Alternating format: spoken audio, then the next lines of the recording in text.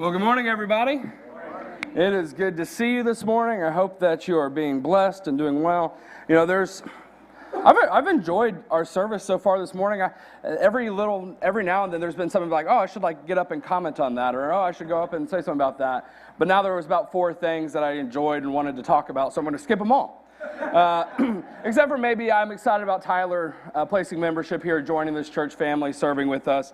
I've gotten a chance to talk with him and meet with him and get to know him, and adding souls like his who are intentional about their faith. I'm excited for that, and I hope you get a chance to get to know Tyler here after services and weeks to come. So there's this little patch of land in Central Florida. What once was swampy land has now got a lot of construction on it. It's filled with costumes, concrete, rides, costumes, and magic. What would that be? Disney World, or as some would call it, the happiest place on earth, right? Kids get to meet their favorite heroes and princesses. There's exciting rides, parades, firework, and the website says that the magic just lets all your worries fade away. Okay, and I enjoy Disney World. I got to go a few times as a kid. I look forward to taking my own kids someday. And I know some of you are invested in that magic and in that happiness. And some of you like to take these annual trips because you see the joy that is had in somewhere fun like this. But I also know plenty of people who are quite the opposite, who they go to Disneyland and they go to this happiest place on earth, and they just see long lines, high prices, and the potential for heat stroke. Okay? It's not the happiest place in the world for them. And isn't that just an interesting thought to think of what brings one person so much joy and so much happiness, brings another person so much else. The happiest person for somebody else might be their garage. It might be out on a hiking trail. It might be sitting in Great American Ballpark, right? And we all have these different ideas of what makes us happy, these different interests and passions that bring us joy. And that's what we think about. It's these kind of things, that's what we think about when we think about happiness, isn't it? It's definitely what our culture thinks about when it thinks about happiness. Our culture will tell us that, hey, if you have this experience, or really a lot of times it's if you have this thing, if you have this material possession, then you'll be happy, right? And we see this through our marketing and through our commercials. You never see sad people on commercials. If you do, it's at the beginning, and then they get the thing they want you to buy, and then they're happy, right? Everyone is happy, and it's just everything on the market, everything that's being pushed at us seems to be this elixir for happiness. And that's the way the world views it. It's material things, it's experiences. And we've kind of bought into that, haven't we? Especially in the Western world where we're so consumeristic and we have more wealth and we can invest in these kind of things. We've bought into it, right? I think to myself, man, if I just had that bigger house, if I just had that better car, if I just had that vacation, I would be a happier person. My life would be happier. It would be better. And we see that, because we buy it, we invest in it. And it's one thing to know that we enjoy them. Right? Going to Disney World will bring you enjoyment, and it should, and that's what it's for, right? The vacations, the things, we can enjoy that, and that is perfectly fine. But to misplace these things as the root of genuine happiness in our lives, that's where we get into trouble, isn't it? When we start thinking of happiness as a result of these kind of things, there's going to be implications to that. There's going to be big implications to that, and I think they're going to be negative more than anything else. We can really start to mess things up when we start mistaking the material things as the world as being the root of true happiness. So let me just give you an example of one of those implications. A few years back when I was doing youth ministry, we were at a Christian gathering of Ohio teenagers. We'd all come together, we were all together, and the speaker for that day delivered a whole sermon on why God doesn't care about your happiness. Okay? That the things that make us happy don't matter to God. Instead, He only demands your complete obedience, regardless of what makes you happy or what makes us feel happy. Therefore, God doesn't care if we're happy or not. And maybe you've heard a lesson similar to that in your life. And I remember sitting there and being so irritated. So irritated. Not because I thought, oh man, this will turn my teenagers, your teenagers, that I'm helping serve. Not that it will turn this away from God because it's a hard message. I wasn't irritated because it was a hard message for me and I didn't want to accept that. I was irritated because I thought it was so wrong.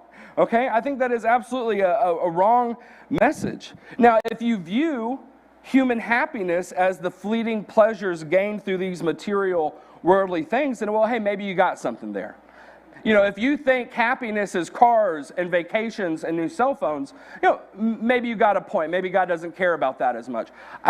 I think I might still say, I think there's something to be had about a belief that God wants us to enjoy the world we live in and is happy for us to experience pleasures and joys. Maybe not excessive luxuries or anything at the cost of other people, but God wants us to enjoy the things He's put around us. But still, I thought he was absolutely wrong, because that's not what happiness is. That is not what happiness is. You rightfully defined happiness. Happiness, in a better definition, is embracing God's life and love for yourself. Okay? It's growing in the life and love of God so that we can more deeply and more intimately experience goodness and life with God. That's what true happiness is. And so, of course, God cares about that. God cares if you're happy, because happiness, in this sense, rightfully defined, is growing deeper into the life and love of the almighty, all-good, loving God. So if you're telling people that God doesn't care about your happiness because you think happiness comes from sex or drugs or cars, then I just frankly don't think you know what happiness is, or you have a poor definition of happiness. Those things, they don't produce the level of happiness, at least I'm talking about, all right? They might give glimpses of pleasure, but that's not true ultimate happiness. That only comes by leaning into the one that leaning into who we are supposed to be as humans, which means growing in the love of God. And that's where I'm getting my definition here. It's about purpose. You may think, some of you might be sitting here thinking, well, of course the preacher thinks being happy is growing in the love of God. Like, that's what a preacher would say on Sunday morning, okay? But out in the real world, that doesn't do so much for me. The cars and the drugs or whatever, the good things and the bad things, the material things, that makes me happy. Well, okay, let's think about that. Let me just ask you a silly question, okay? What makes a happy pen? Like a pen in your pocket. What makes a happy pen? I know, it's silly, but think about it, okay? A happy pen is one that maybe writes boldly, but doesn't smear. It's one that fits well in your hand. It's one that's sturdy. It's one that writes well and doesn't kink up or mess up or anything like that, right? That's what a happy pen would be, okay? Because it's fulfilling what a pen is supposed to be. Right, when it is fulfilling a purpose, when it is reaching the potential of what a good pen should be, that would be a happy pen. All right, what would make a happy apple tree? All right, what would make a happy apple tree? One that can spread its roots, one that can spread its branches, live in the sunlight, receive regular water, that would just grow in abundance of tasty, full apples, right? And why would that be a happy apple tree? Because that's what an apple tree is meant to do. It's an apple tree that is reaching its full purpose. Happiness is achieved when we are reaching our potential and fulfilling the purpose that we were created for, isn't it? That's how we get happy. By reaching the potential and fulfilling the purposes that we were created for. So what makes a happy human being? One that accumulates a bunch of stuff? One that sees the most beaches? Or one that most deeply gives and receives love? Right? It's that last one. Why? Because that is the created purpose of human beings. To exist in a relationship with the God who is in His nature love, and experience His love so fully that it overpours out of us into other relationships and even back up to God. As Christians have said for generations, and this is something that was said a long time ago and has been repeated, the chief purpose of man is to glorify God and enjoy Him forever, right? This is what it means to be happy, to be with God. This isn't my arbitrary preacher definition I'm giving you on Sunday morning. This is what we were created for. We are most happy when we are living into what we are created to be, and that is to exist in a loving relationship with our Creator God. We are created to be happy because we are created to be with God. And the scripture I want to use today to kind of help emphasize this, it happens to be my favorite verse. And this is my absolute favorite verse because this topic itself, the idea of a flourishing, happy, good life as a human being, is hand in hand with God. It has been so instrumental to my personal faith and my everyday life and my everyday faith. This idea matters to me deeply. And so this verse has been my favorite verse for years now. John 10:10. It's easy one to memorize. It's short, and you got the double numbers, right, which is always helpful. The thief comes only to steal, kill, and destroy, but I have come so that they may have life and have it to the full. Or you'll see translations say, and have it abundantly, or so that they may have full and abundant life. Have you heard me say that last little bit before? I put it in just about every other sermon, and not even on purpose. It's just like this is so important to me, and I think it's so important to what it is to be a Christian. It comes out of my, I guess not my pen, my computer when I'm typing up sermons every other week. Being a Christian is about living a full and abundant life. Now, many of those who have not yet proclaimed that Jesus is Lord, okay? Many of the non-believers in the world, they have a view of Christianity that we live this joyless life full of boringness and seriousness, depriving ourselves of fun and happiness so that we can obey God and then get to heaven one day where we can be happy. And even that, to a lot of non-believers, still sounds pretty boring. Have you heard this? Or you recognize that this is a perception that exists in the world, that Christians are these boring, overly serious, deprived people, okay? And I'd like to think that's just a bad opinion by a lot of outsiders, but based off of this sermon I heard at a youth event a few years ago, I'm kind of afraid that some believers think it too. They think, oh yeah, God doesn't want us to be happy. God just wants us to obey Him. Once again, obeying God should lead us to happiness, and I believe that. Or how about the idea that we sit here on a Sunday morning sometimes and sing, He has made me glad, like this. He has made me glad. He has made me glad. Right? You can understand how that perception would build up. And that is just such a withered view of Christianity. It's such a withered view of this faith instituted by a man who liked to go to parties with his friends, which was Jesus, by the way, okay? We forget about that sometimes. But more to the point, a faithful Christian life should lead us to a deeply profound happiness outside of eternity, on this side of eternity. Have you heard it say, well, and so this is, I like to think something that's said more by outsiders than insiders. Not that I like to use that language anyways. But so non-believers might say, oh, Christianity, that's just by and by, pie in the sky. Well, it's also, I've said this before, I think, steak on the plate while you wait, okay? All right? Yeah, sure, there's the by and by, pie in the sky, and we look forward to that. But it's also steak on the plate while you wait. We're not meant to be miserable until heaven. Instead, knowing God in this life should help us live every day with more joy and with more hope than anyone else, right? Knowing the God who is love, who created you because He loves you and knows you so intimately and can't keep away from you, that should give us more happiness, more joy, more hope in this world than anyone else.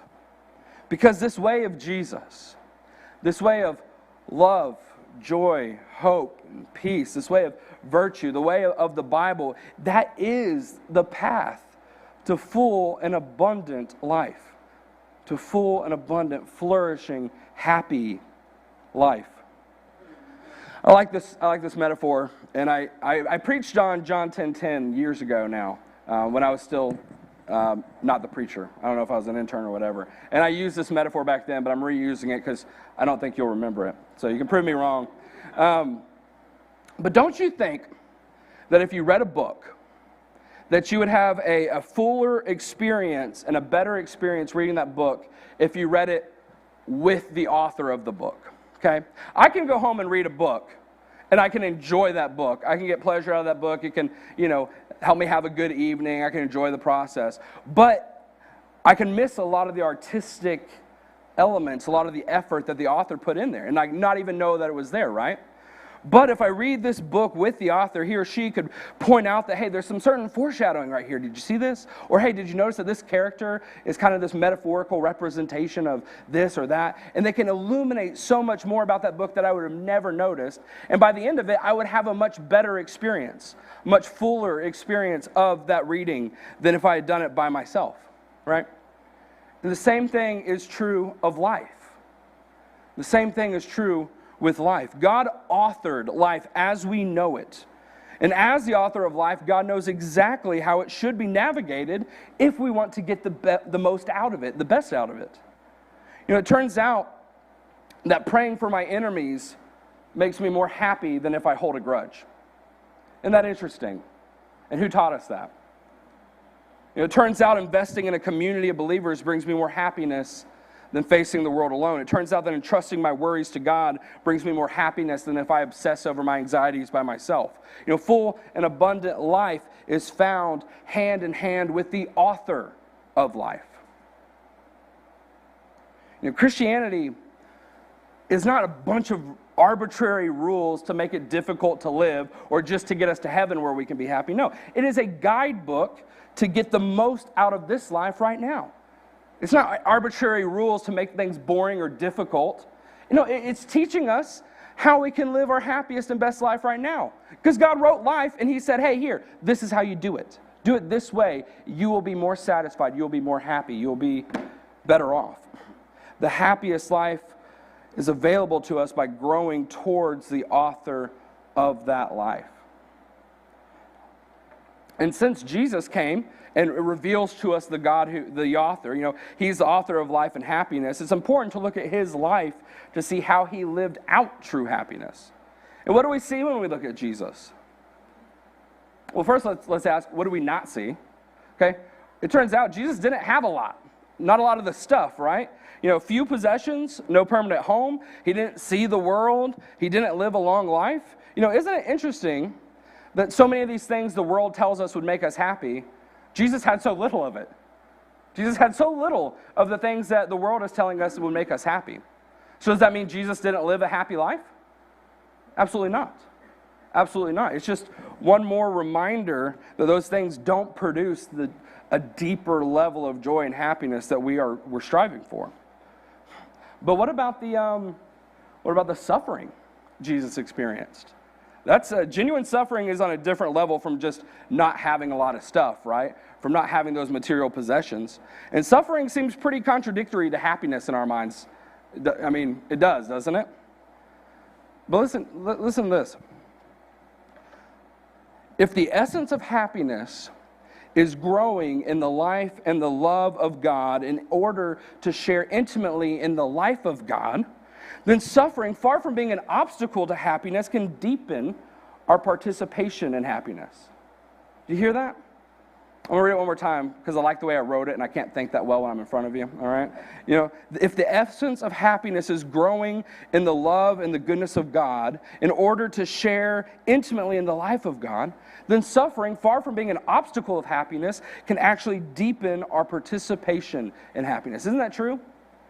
And what if we were to embrace and face the suffering in our lives from that perspective? To say, hey, this isn't taking away my ability to be happy. This isn't taking away the flourishing of my life or the goodness in my life. But instead it is helping me find new avenues to experience happiness and experience goodness and flourishing at a different level. How much more beautiful would our world be if we could remind ourselves of that? And it's hard. But I think Jesus exemplified, He teaches us that even suffering need not keep us from the true happiness found in God. And then the other things that Jesus does show us that leads to a happy life are, a community with friends, having an active relationship with God, a heart for those who are in need. He had a mission to glorify God, bravery for what was right, and so much more, right? You need only read the Gospels and see what it was that Jesus lived out in His life, and then apply that to your own and say, hey, this is how I can live a life happy like Jesus. This is what it looks like to be who we are created to be, to follow in the plans of the author of life and embrace the love and the goodness of God so that we can live fulfilled. Now, of course, we are not Jesus, are we?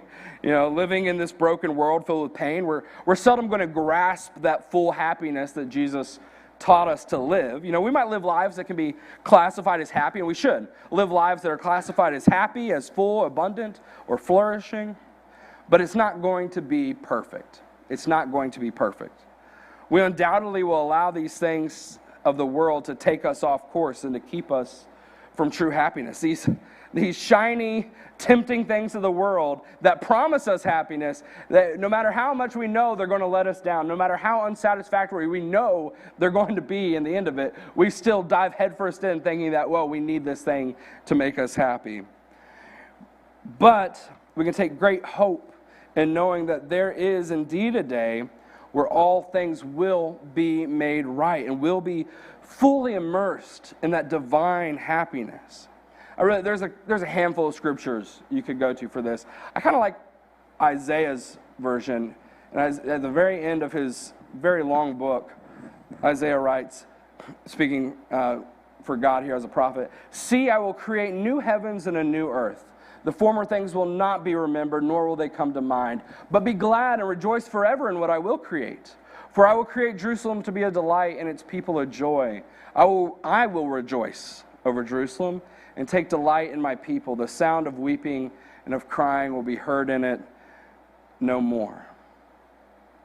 We will be glad. We will rejoice in God. And then He will take delight in us. And all tears will be no more. Man, that's an image of eternal happiness that I can get behind. I don't know about you. I'm going to try to live into the happiness that's here today. But I can be even happier knowing that that's what lies ahead. And I had more or less finished preparing this sermon on happiness when we got the news this week about our sister Olga passing away. And with the other losses, the cumulative losses that we've experienced as a church family over the last year, it felt a little weird to talk about happiness this morning in a time filled with so much lamenting, so much grief. But, as I continued on, I also found it to be extremely appropriate at the same time. Olga leaned into the life and the love of God in her life. She experienced true happiness with her relationship with God that overflowed for love for her family, for her church, and for her community and others. And I feel that as I wrote this week. And to be a faithful disciple of Christ, to be a child of God, is to be happy. And we believe that an even fuller happiness is found on the other side of death. We need not flagellate ourselves here, but there is a fuller happiness on the other side. And that's something that can drive us and motivate us today, to know that happiness on this earth is available through God and that will only get better for eternity. That dives us deeper into the relationship of God so that we may enjoy this free gift fully.